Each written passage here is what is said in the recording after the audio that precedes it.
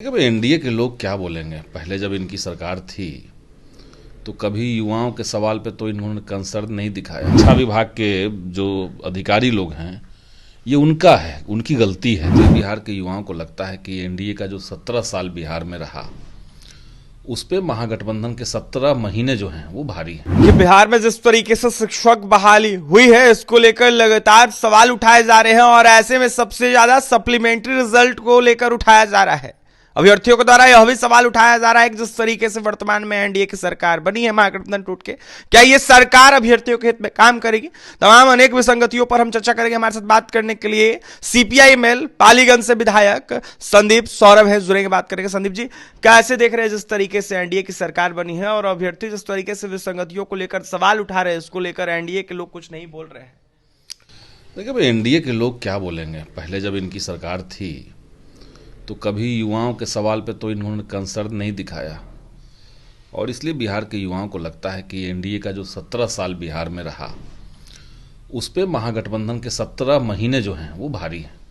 इस बीच में तमाम बहालियां हुई, तमाम काम हुए और अब जब सरकार बदल गई है तो हम लोग तो छोड़ेंगे नहीं, बल्कि जो TRE 1 और TRE 2 इन दोनों को लेकर के, सप्लीमेंट्री रिजल्ट को लेकर के मैंने विधानसभा में क्वेश्चन डाला है। और क्योंकि सरकार ने लिखित जवाब दिया हुआ है, पहले से दिया है कि जो इनएलिजिबल हैं, जो मल्टीपल रिजल्ट हैं, उन दोनों जगहों पे जितनी सीटें बन रही हैं स्टूडेंट्स को, वो उतनी सीटें देंगे।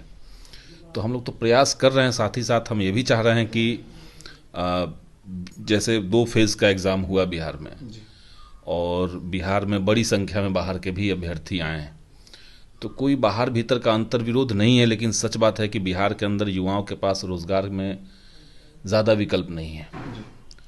तो इसलिए हम लोग तो डोमिसाइल को पुनः लागू करवाने की मांग करेंगे, जैसे हमने पिछली बार भी किया था।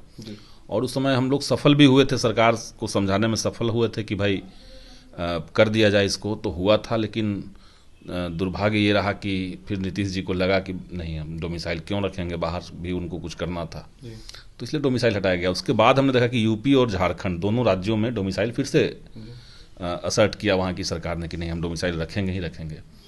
तो बिहार में भी डोमिसाइल लागू हो, तो ये जो अभ्यर्थियों की मांग है इसको तो हम लोग लगातार उठाते ही रहेंगे। सप्लीमेंट्री रिजल्ट की मांग अभ्यर्थी कर रहे हैं। TRE 2 में सप्लीमेंट्री रिजल्ट अभी तक नहीं दिया गया, ऐसे में अभ्यर्थी आज आंदोलन। ये सीधे सीधे मतलब क्या कहें, शिक्षा विभाग के जो अधिकारी लोग हैं ये उनका है, उनकी गलती है। क्योंकि जब पहले से बात थी कि 1,20,000 सीटों पर हम बहाली निकाल रहे हैं तो इनको निकालना चाहिए था सप्लीमेंट्री रिजल्ट। जो पोस्ट आप अनाउंस कर रहे हैं उसको फुलफिल करने की जिम्मेदारी आपकी है।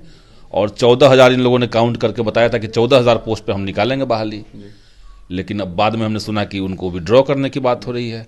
तो लेकिन सप्लीमेंट्री रिजल्ट के लिए हम लोग प्रयास कर रहे हैं और इसको सरकार का मन हो या ना हो, शिक्षा विभाग का मन हो या ना हो, लेकिन अभ्यर्थियों के आंदोलन से और हम लोग के दबाव से ये करना पड़ेगा। संदीप सौरभ जी, जिस तरीके से एनडीए की सरकार बनी है, ऐसे में अब कोई भी नेता कहीं ना कहीं अभ्यर्थियों के हित में बोलने से कतराते नजर आ रहे हैं। अब देखिए, पहले जब वो विपक्ष में थे और हम लोग कहने के लिए सरकार में थे, तब भी हम लोग उतने तो आवाज़ उठाई, हर मुद्दे पे आवाज़ उठाई। तो कुछ लोग होते हैं जिनको जो सत्ता में रहेंगे तो कुछ और भाषा, विपक्ष में रहेंगे तो कुछ और भाषा। लेकिन हमारी जो पार्टी है सीपीआई-एमएल, हम लोग शुरू से लेकर के आखिर तक जो सच बात है, जो आंदोलनकारी लोग हैं उनके साथ खड़ा होने का हम लोगों ने लगातार प्रयास किया है हर समय पे। तो अब जो लोग नहीं बोल रहे हैं उनसे सवाल पूछा जाना चाहिए। जैसे मैंने देखा कि सुशील मोदी जी जब विपक्ष में थे तो उन्होंने मांग की थी कि 40,000 पदों पर सप्लीमेंट्री रिजल्ट देना चाहिए।